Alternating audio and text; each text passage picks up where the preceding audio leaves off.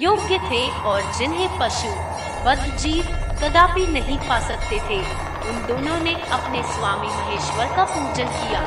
सबसे पहले वहां ब्रह्मा और विष्णु ने भगवान शंकर की पूजा की। इससे प्रसन्न हो भक्ति पूर्वक भगवान शिव ने वहां नम्र भाव से खड़े हुए उन दोनों देवताओं से मुस्कुरा कर कहा, महेश्वर, ओले पुत्रों, ये आज का दिन एक महान दिन है। इसमें तुम्हारे द्वारा जो आज मेरी पूजा हुई है, इससे मैं तुम लोगों पर बहुत प्रसन्न हूँ। इसी कारण यह दिन परम पवित्र और महान से महान होगा। आज की यह तिथि शिवरात्रि के नाम से विख्यात होकर मेरे लिए परम प्रिय होगी।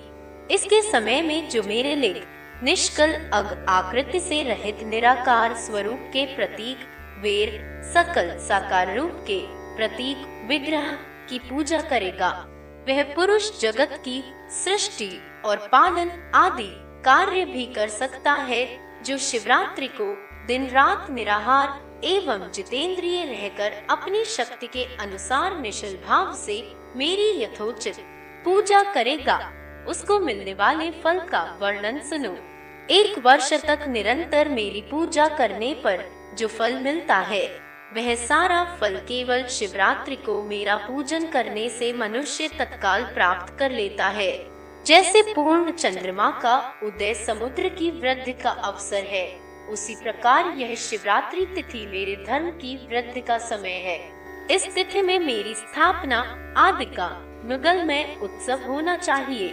पहले मैं जब ज्योतिर्मय स्तंभ रूप से प्रकट हुआ था, वह समय मार्गशीर्ष मास में आर्द्रा नक्षत्र से युक्त पूर्णमासी या प्रतिपक्षा है। जो पुरुष मार्गशीर्ष मास में आर्द्रा नक्षत्र होने पर पार्वती स्थित मेरा दर्शन करता है अथवा मेरी मूर्ति या लिंग की ही झांकी करता है, वह मेरे लिए कार्तिकेय से भी अधिक प्रिय है। उस शुभ दिन को मेरे दर्शन मात्र से पूरा फल प्राप्त होता है। यदि दर्शन के साथ साथ मेरा पूजन भी किया जाए तो इतना अधिक फल प्राप्त होता है कि उसका वाणी द्वारा वर्णन नहीं हो सकता। वहाँ पर मैं लिंग रूप से प्रकट होकर बहुत बड़ा हो गया था। उस लिया के कारण यह भूतल लिंग स्थान के नाम से प्रसिद्ध हुआ। जगत के लोग इसका दर्शन और पूजन कर सके, इसके लिए यह अनादि और अनंत ज्योतिः स्तंभ अथवा ज्योतिर्मय लिंग अत्यंत छोटा हो जाएगा। यह लिंग 17 प्रकार के भोग सुलभ कराने वाला तथा भोग और मोक्ष का एकमात्र साधन है। इसका दर्शन स्पर्श और ध्यान किया जाए तो यह प्राणियों को जन्म और मृत्यु के कष्ट से छुड़ाने वाला है। अग्नि के पहाड़ जैसा जो यह शिवलिंग यहाँ प्रकट हुआ है, इसके कारण यह स्थान अरुणाचल नाम से प्रसिद्ध होगा। यहाँ अनेक प्रकार के बड़े बड़े तीर्थ प्रकट होंगे।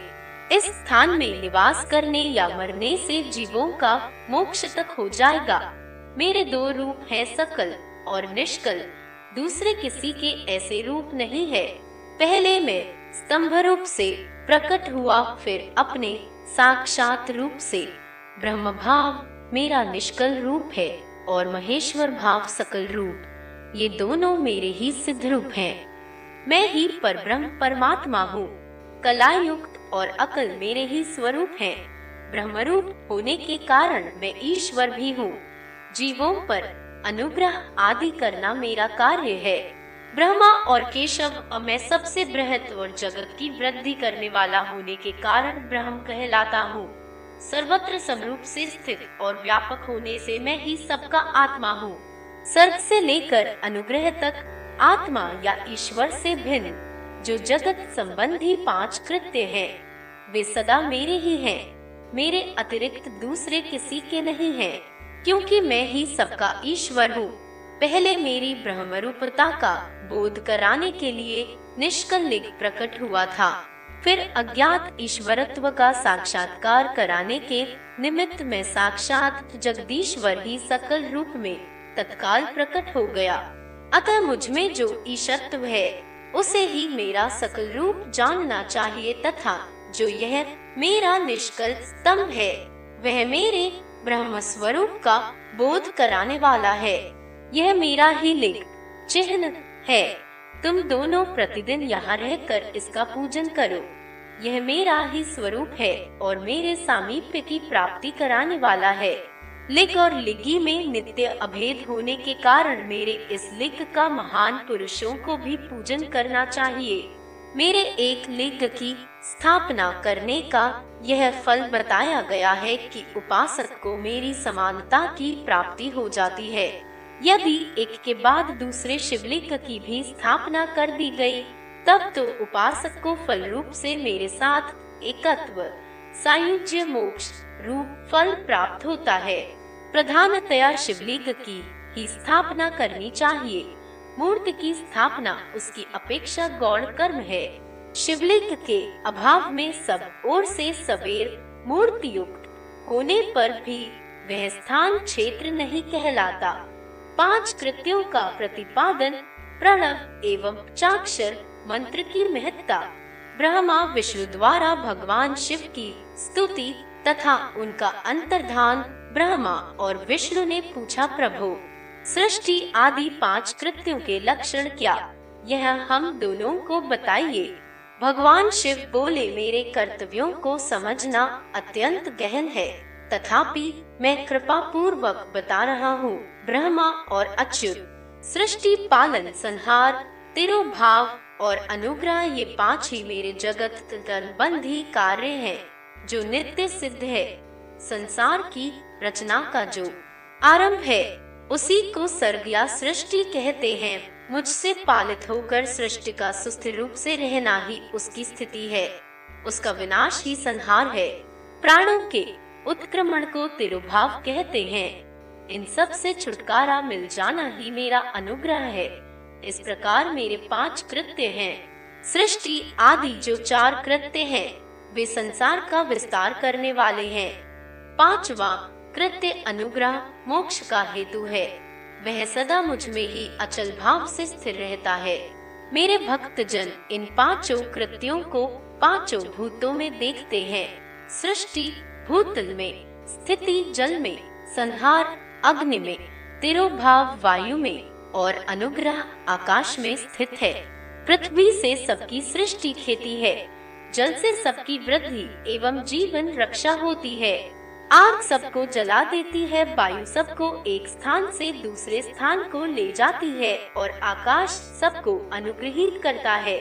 विद्वान पुरुषों को यह विषय इसी रूप में जानना चाहिए। इन 5 कृत्यों का भार वहन करने के लिए ही मेरे 5 मुख हैं। 4 दिशाओं में 4 मुख हैं और इनके बीच में 5वां मुख है। पुत्रों, तुम दोनों ने तपस्या करके प्रसन्न हुए मुँह का परमेश्वर से सृष्टि और स्थिति नामक 2 कृत्य प्राप्त किए हैं। ये दोनों तुम्हें बहुत प्रिय है। इसी प्रकार मेरी विभूत स्वरूप रुद्र और महेश्वर में 2 अन्य उत्तम कृत्य संहार और तिरोभाव मुझसे प्राप्त किए हैं, परंतु अनुग्रह नामक कृत्य दूसरा कोई नहीं पा सकता। रुद्र और महेश्वर अपने कर्म को भूले नहीं हैं, इसलिए मैंने उनके लिए अपनी समानता प्रदान की है। वे रूप, वेश, कृत्य, वाहन, आसन और आयुध आदि में मेरे समान ही हैं। मैंने पूर्व काल में अपने स्वरूप भूत मंत्र का उपदेश किया, जो ओंकार के रूप में प्रसिद्ध है। वह महामंगलकारी मंत्र है। सबसे पहले मेरे मुख से ओंकार ओम प्रकट हुआ, जो मेरे स्वरूप का बोध कराने वाला है। ओंकार वाचक है और मैं वाच्य हूँ। यह मंत्र मेरा स्वरूप ही है। प्रतिदिन ओंकार का निरंतर स्मरण करने से मेरा ही सदा स्मरण होता है। मेरे उत्तरवर्ती मुख से अकार का, पश्चिम मुख से उकार का, दक्षिण मुख से मकार का, पूर्ववर्ती मुख से बिंदु का तथा मध्यवर्ती मुख से नाद का प्राकट्य हुआ। इस प्रकार 5 अवयवों से युक्त ओंकार का विस्तार हुआ है। इन सभी अवयवों से एकीभूत होकर वह प्रणव ओम नामक एक अक्षर हो गया। यह नाम रूपात्मक सारा जगत तथा वेद उत्पन्न स्त्री पुरुष वर्ग रूप दोनों कुल इस प्रणव मंत्र से व्याप्त। यह मंत्र शिव और शक्ति दोनों का बोधक है। इसी से चाक्षर मंत्र की उत्पत्ति हुई है, जो मेरे सकल रूप का बोधक है। वह अकारादि क्रम से और मकारादि क्रम से क्रमशः प्रकाश में आया है। ओम नमः शिवाय यह चाक्षर मंत्र है। इस चाक्षर मंत्र से मात्र का वर्ण प्रकट हुए, जो 5 भेद वाले हैं। उसी से शिरोमंत्र सहित त्रिपदा गायत्री का प्राकट्य हुआ है। उस गायत्री से संपूर्ण वेद प्रकट हुए हैं और उन वेदों से करोड़ों मंत्र निकले हैं। उन मंत्रों से भिन्न भिन्न कार्यों की सिद्धि होती है, परंतु इस प्रणव एवं पंचाक्षर से संपूर्ण मनोरथों की सिद्धि होती है।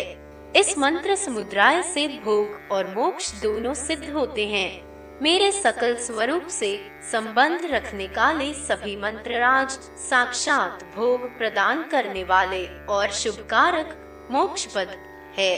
नंदिकेश्वर कहते हैं, तदनंतर जगदम्बा पार्वती के साथ बैठे हुए गुरुवर महादेव जी ने उत्तराभिमुख बैठे हुए ब्रह्मा और विष्णु को प्रदान वस्त्र आच्छादित करके उनके मस्तक पर अपना करकमल रखकर धीरे धीरे उदाहरण करके उन्हें उत्तम मंच का उपदेश किया।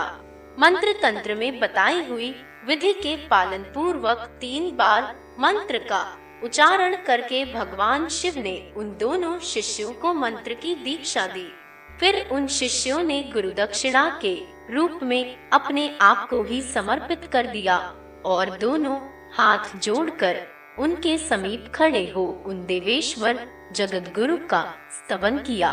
ब्रह्मा और विष्णु बोले, प्रभु आप निष्कलस्प हैं, आपको नमस्कार है। आप निष्कल तेज से प्रकाशित होते हैं। आपको नमस्कार है। आप सबके स्वामी हैं। आपको नमस्कार है। आप सर्वात्मा को नमस्कार अथवा सकल स्वरूप आप महेश्वर को नमस्कार है। आप प्रणव के वाच्यार्थ हैं। आपको नमस्कार है। आप प्रणवलिया वाले हैं। आपको नमस्कार है। सृष्टि पालन संहार तिरुभाव और अनुग्रह करने वाले आपको नमस्कार है। आपके 5 मुख हैं। आम परमेश्वर को नमस्कार है। पर ब्रह्म स्वरूप 5 कृत्य वाले आपको नमस्कार है। आप सबके आत्मा है, ब्रह्म है। आपके गुण और शक्तियाँ अनंत है। आपको नमस्कार है। आपके सकल और निष्कल 2 रूप हैं। आप सद्गुरु एवं शंभु हैं। आपको नमस्कार है। इन पद्यों द्वारा अपने गुरु महेश्वर की स्तुति करके ब्रह्मा और विष्णु ने उनके चरणों में प्रणाम किया। महेश्वर बोले, आर्द्रा नक्षत्र से युक्त चतुर्दशी को प्रभाव का जप किया जाए तो वह अक्षय फल देने वाला होता है। सूर्य की संक्रांति से युक्त महा आर्द्रा नक्षत्र में एक बार किया हुआ प्रणव जप कोटि गुने जप का फल देता है। मृगशिरा नक्षत्र का अंतिम भाग तथा पुनर्व का आदि भाग पूजा, होम और तर्पण आदि के लिए सदा आन की समान ही होता है, यह जानना चाहिए। मेरा या मेरे लिया का दर्शन प्रभात काल में ही प्रातः और संगम मध्याह्न के पूर्व काल में करना चाहिए। मेरे दर्शन पूजन के लिए चतुर्दशी तिथि निशीथ व्यापिनी अथवा प्रदोष व्यापिनी लेनी चाहिए, क्योंकि परिवर्तिनी तिथि से संयुक्त चतुर्दशी की ही प्रशंसा की जाती है। पूजा करने वालों के लिए मेरी मूर्ति तथा लिंग दोनों समान है, फिर भी पूर्ति की अपेक्षा लिंग का स्थान ऊंचा है। इसलिए मुमुक्षु पुरुषों को चाहिए कि वे वैर मूर्ति से भी श्रेष्ठ समझकर लिंग का ही पूजन करें।